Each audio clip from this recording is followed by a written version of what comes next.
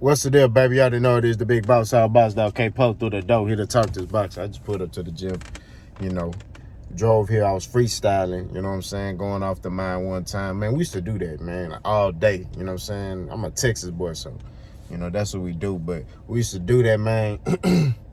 Freestyle, man. I used to be in the club with a beer, chick rolling me up, beat come on. I don't care if it was R&B song. We fluent, you know what I mean?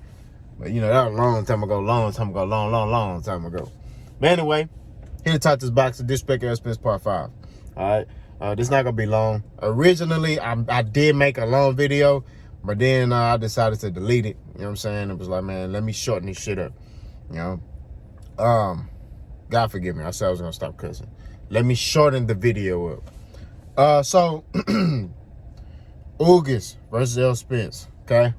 Before that fight, you know, those of you who don't know, Errol Spence had a detached retina, okay? He was supposed to fight Manny Pacquiao in 2021. He suffered an eye injury in training. So, Ugas got that fight, and then Ugas fought Pacquiao, and he beat Pacquiao, right? In which a lot of people are not trying to give Ugas credit for beating Pacquiao, which is crazy because before the fight, everybody was riding with Pacquiao to beat Ugas. Everybody was riding with Pacquiao to beat Errol, too. You know what I mean? Remember that sparring that came out where that dude was getting off on Errol? And it was like, oh, Pacquiao finna destroy Errol. Remember that? Y'all remember that? Okay. So that's all I'm saying. You know what I'm saying? Let's keep it a thou out. Now it's old. Pacquiao was old. I ain't trying to hear none of that shit. Because before that fight, all of y'all was picking Pacquiao. All the legends was picking Pacquiao. All that shit. So I ain't trying to hear none of that stuff y'all talk about. Nah, that Ugas beat the brakes off Pacquiao. Oh, Pacquiao was old. I ain't trying to hear none of that shit. Well, the energy you had before that fight, you need to keep it. You know what I'm saying? God forgive me. I did say I was going to stop cursing. I ain't trying to hear none of that stuff. So all I'm saying at the end of the day, keep that same energy. All right? So, Errol Spence and Ugas, they agreed to fight. Unification, right? So, before that fight, you got Ugas and his team saying that Errol Spence ain't the same fighter and the passion is gone and, you know, he don't want to fight, you know, and all this other stuff. You got legends talking about, man, Ugas, you know, it was pretty much 50-50 with that. But you had the usual haters or usual people who go against Errol saying, man, Errol Spence is not the same fighter and all this other stuff. You got Black Cobbs, you know, Mr. Cut My Life into Pieces. Mr. Him, you got him talking about some. He look in Errol Spence's eyes and he can see that Errol Spence don't want to fight and he need to drop the belts, you know, because he just fighting for money and all type of stuff, right? Which I'm gonna drop a video about Black Cobbs because, you know, we gotta cook that boy, man. That boy, I don't know. Black Cobbs a weirdo to me, man. I don't get him. He black, but this boy got some. I don't know, man. He a rock star, emo. What's it called, emo? I don't know what's going on with that. But anyway, it was a lot of that going on before the fight. You know what I mean?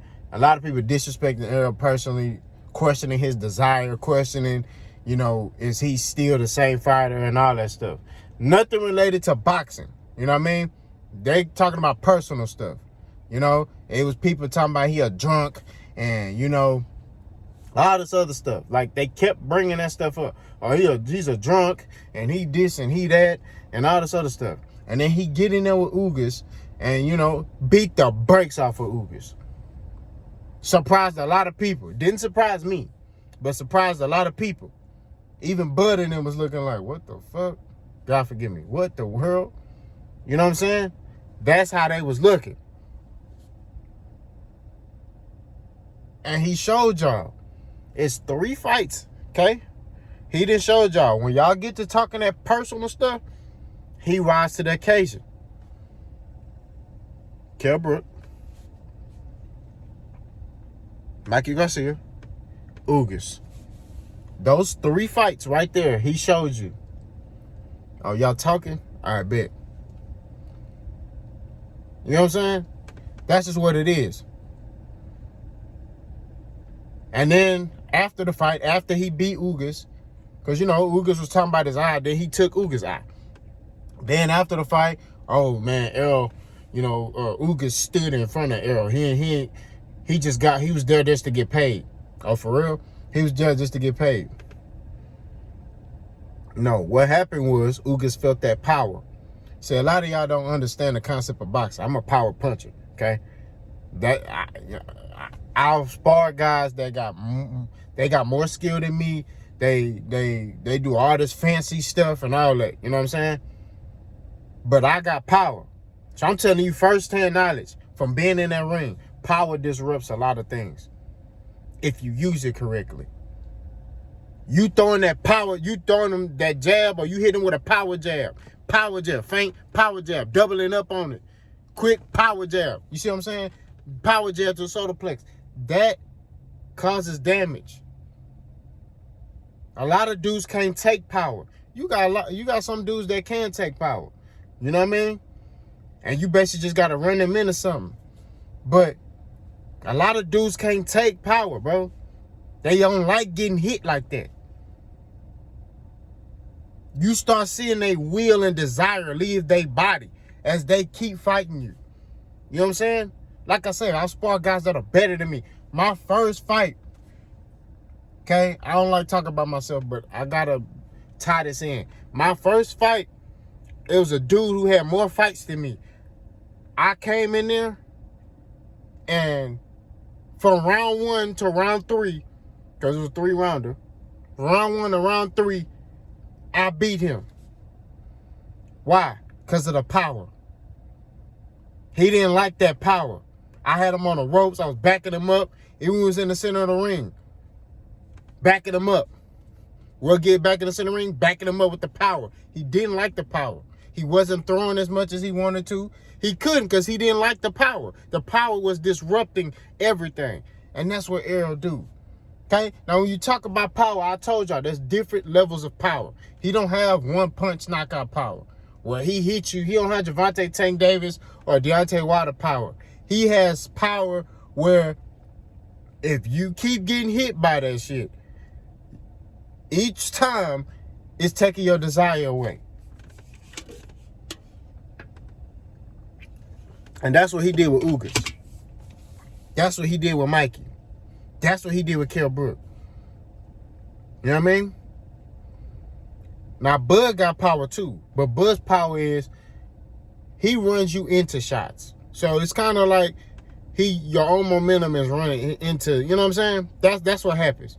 Bud runs you into stuff. More like a counter. You know what I mean? He runs you into stuff, you get hurt, you get dazed, and then he finish you off. That's it. Errol, he gonna break your will. You know what I'm saying? And that's what he did with Ugas. But I'm showing y'all, this ain't no opinionated stuff. This ain't, you go look at those fights. Go back and listen to what they were saying before every fight that those 3 fights. Go back and listen to that. Each time they make it personal with this dude, he rises to the occasion. He exceeds expectations. Your best bet with Errol is just keep it respectable. Hey, look, Errol Spence is a great fighter, but I think that this fighter that's going to fight him just is a little bit better than him. But when you sit there, you make it personal with him, he listening to that. Nah, that's going to make this fight great because Bud going to try to respond back. You know what I mean? Bud ain't finna sit there and take that. Bud gonna scrap. You know what I mean? But I'm just saying that Errol Spence is constantly disrespected. They'll pick a fighter to beat him. Then he beat what they gonna say when Errol beat Bud, right? Let's say Errol Spence beats Bud. What they gonna say? Oh, Bud was old. I already hear it coming. I already hear the excuses coming. Bud was old. He was 35. Errol waited till he was 35 to fight him. He could have fought him 4 or 5 years ago. No, Errol Spence told you from ground one, from the jump, I'm getting all the belts on my side, and then I'm gonna fight him for all the marbles. That's if I'm Bud, I like that because that's higher stakes. That's bigger money. All the belts on the line. That's more money. higher the stakes. You know what I'm saying? Bigger show. I don't see the issue in that.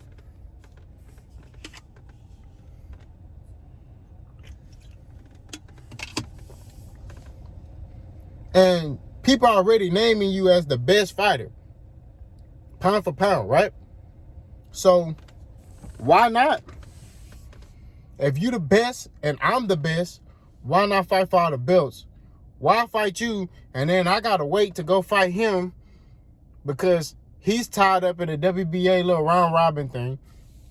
It doesn't make sense. You know what I mean? But the excuses are gonna get made. They gonna make them excuses. You know what I mean? Because look, for me, I ain't gonna make no excuses because it's not personal for me. So a lot of y'all think this is personal. It's not personal for me. I'm looking at the styles, I'm going with Errol. Based off his activity, based off his skill level. That's what it is. I wouldn't be shocked if Bud won, though. I wouldn't. That's just what it is. I wouldn't be shocked if Bud Crawford won. But I'm going with Errol. That's just what it is. You know what I mean? Stylistically. So, stand by for the Disrespect Errol Spence Part 5. Boss gone.